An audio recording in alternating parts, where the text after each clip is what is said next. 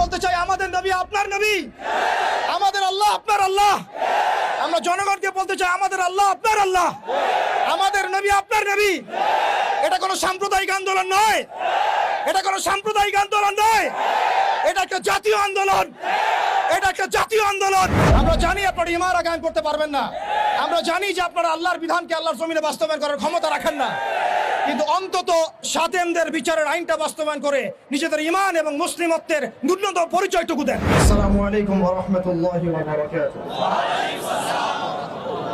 সম্মানিত তাওহীদের জনতা, কেমন আছেন?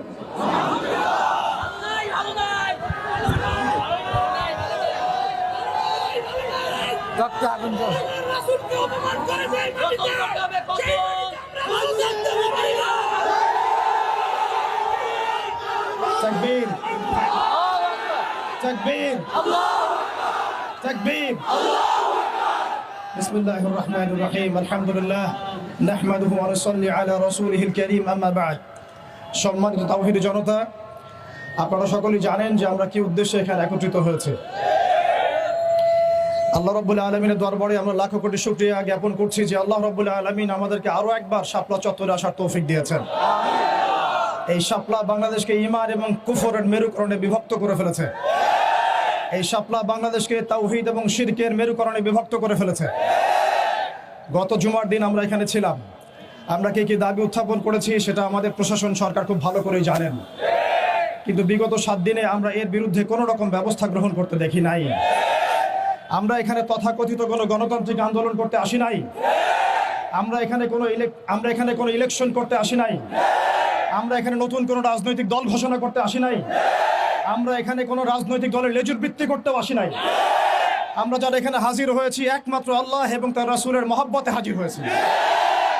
আমরা যারা এখানে হাজির হয়েছি শুধুমাত্র এক আল্লাহ এবং তার রাসূলের প্রেমে হাজির হয়েছি।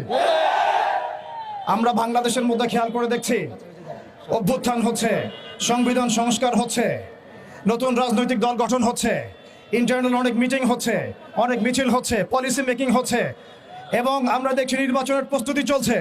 কিন্তু 16 কোটি বাঙালির, 16 কোটি মুসলিম দেশের, 16 কোটি মুসলিম জনতার এই বাংলার মাটিতে সাতেমে রাসূলদের বিচারের কোনো ব্যবস্থা গ্রহণ করা হচ্ছে না। তার মানে কি আমরা ধরে নিব যে সাতেমে রাসূল এই ইস্যুটি এবং মুরতাদ এই ইস্যুটি, ব্লাসফেমির এই ইস্যুটি আপনাদের কাছে রাজনীতি, অর্থনীতি, সংস্কৃতির চাইতে গৌণ বিষয়? আমরা কি এটা ধরে নিব যে রাসূলুল্লাহ সাল্লাল্লাহু আলাইহি ওয়াসাল্লামের শানের খেলাফ কথা বলা, তার বিরুদ্ধে বক্তব্য দেয়া, লিখনি স্থাপন করা এবং তার বিরুদ্ধে অবস্থান নেওয়া, এটা আপনাদের রাজনীতি, অর্থনীতি, শিক্ষা, সংস্কৃতির চেয়ে বেশি গুরুত্বপূর্ণ?